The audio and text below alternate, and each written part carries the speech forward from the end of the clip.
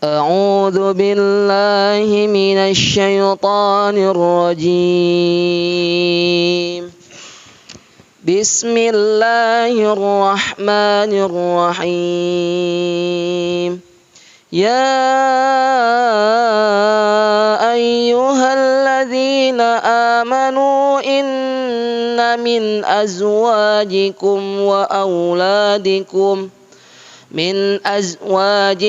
وأولادكم عدوا لكم فاحذروهم وإن تعفوا وتصفحوا وتغفروا فإن الله غفور رحيم.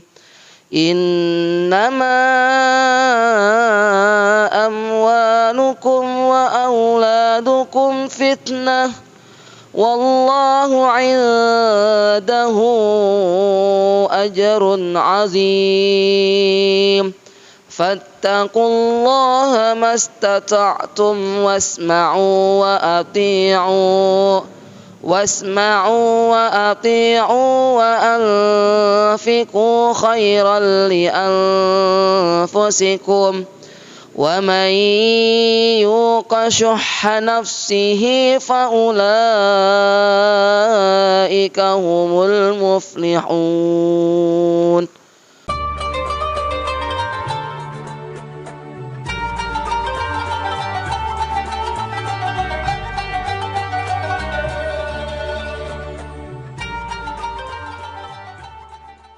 Assalamualaikum warahmatullahi wabarakatuh.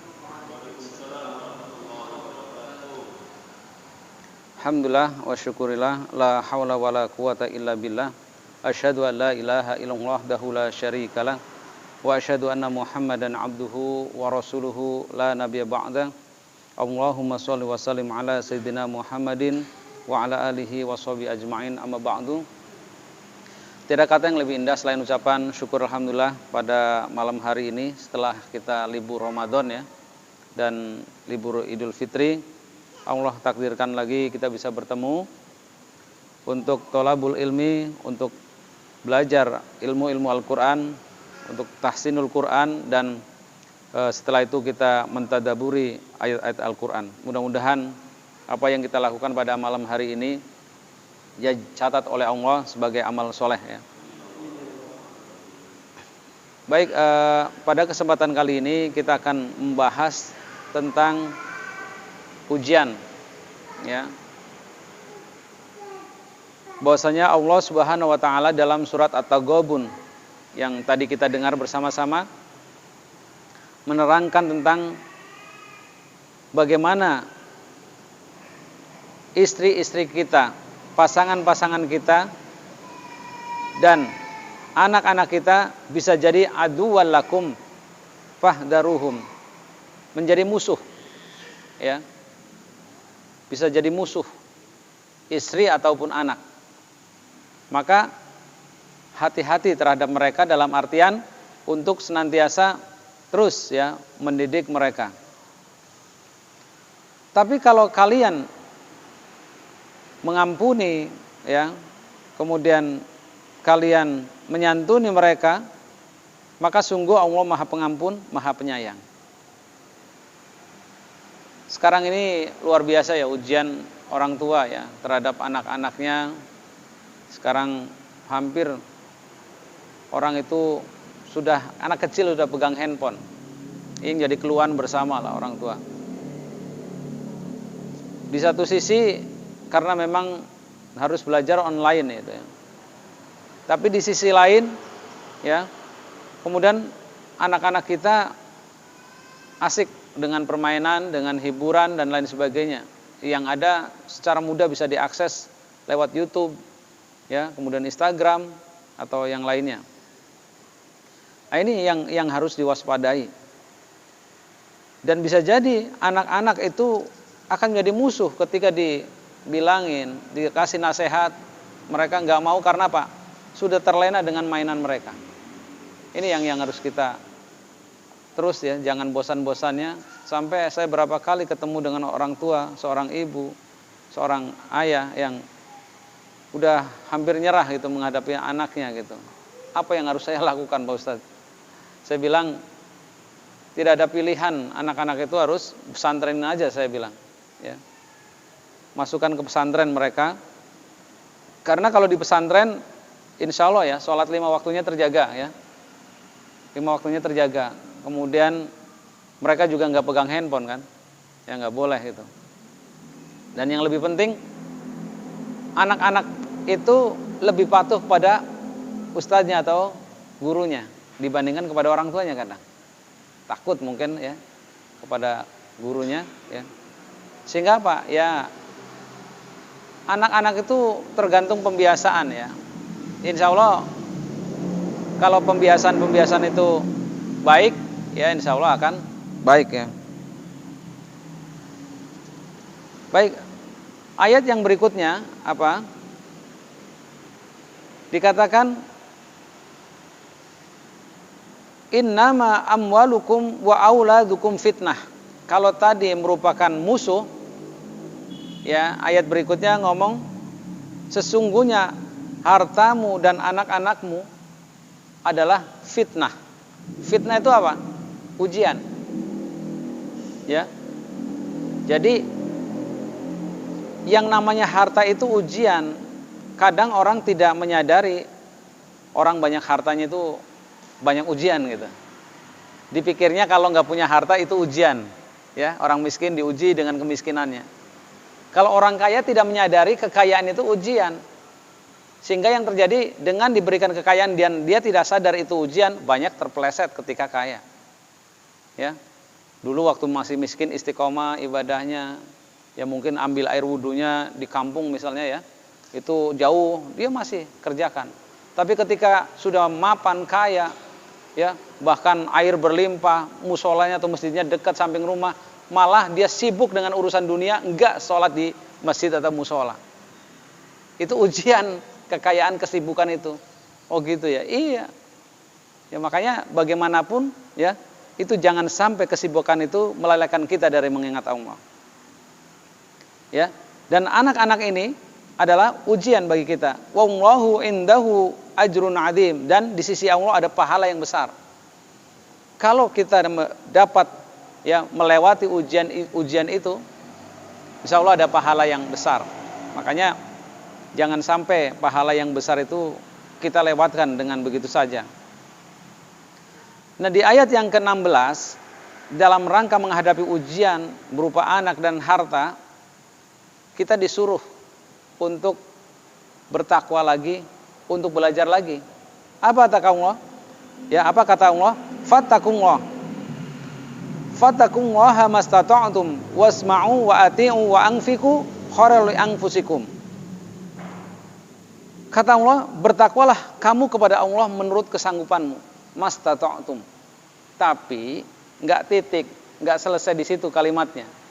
Suruh wasma'u. Wasma'u itu artinya apa? Dengarkan, ngaji lagi, ya, belajar lagi.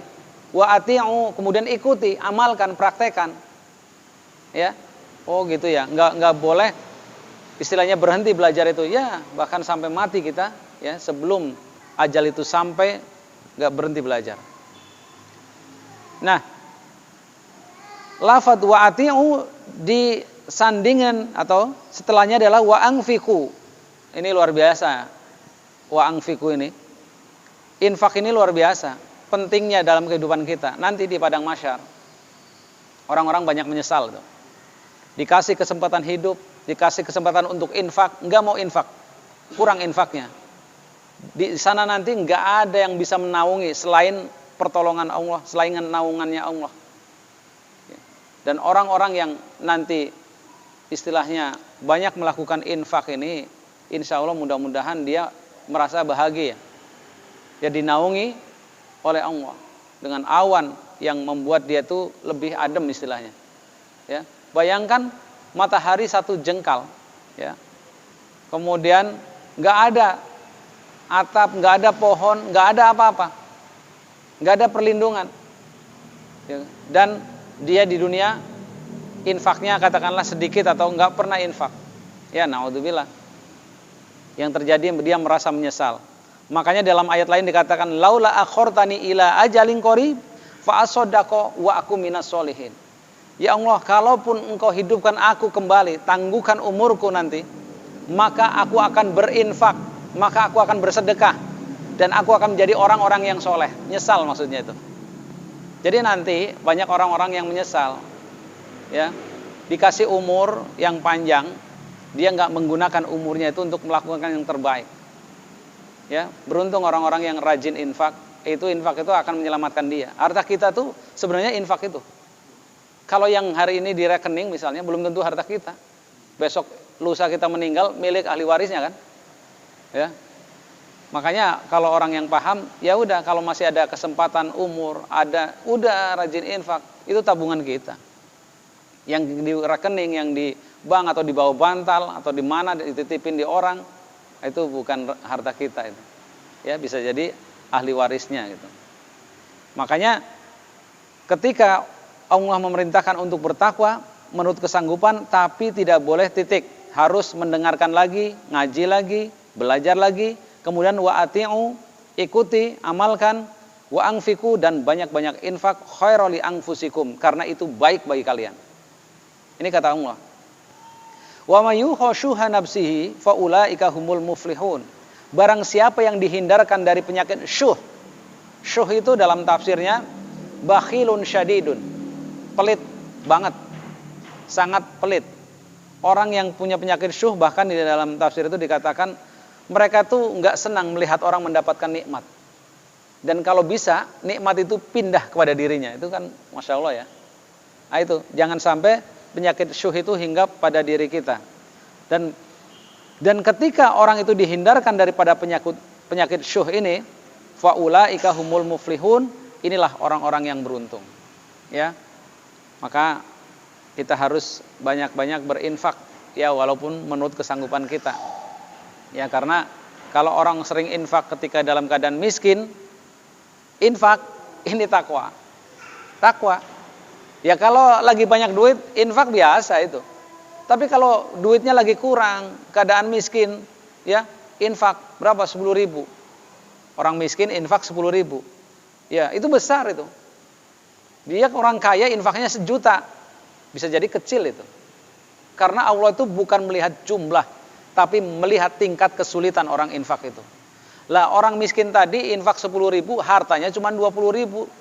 Ada uangnya di kantongnya cuma 20.000. Nah sementara orang kaya tadi infak 1 juta, di dompetnya aja ada 10 juta. Belum di rekeningnya ratusan atau miliaran.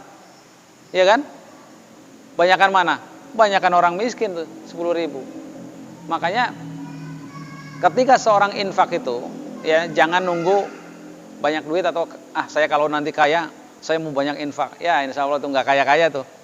Karena dia nggak melatih dirinya untuk jadi orang kaya. Orang kaya itu yang sebenarnya adalah banyak infak, banyak sedekah. Seperti dicontohkan oleh para sahabat. Mereka kalau sedekah luar biasa ya, jor-joran ya. Ya, nggak tanggung-tanggung istilahnya. Kenapa? Berangkat dari keyakinan setiap infak yang dikeluarkan Allah akan balas. Minimal berapa? 10, 100 bahkan sampai 700 kali lipat. Mudah-mudahan ya kita istiqomah infak, dan mudah-mudahan kita istiqomah untuk thalabul ilmi, menuntut ilmu, karena inilah bekal kita ya. Karena inilah yang akan menyelamatkan kita. Kita nggak tahu ya umur kita sampai kapan. Tapi mudah-mudahan ketika kita meninggal dalam keadaan husnul khotimah. Baik, barangkali ini sebagai tambahan untuk tahsin pada malam hari ini.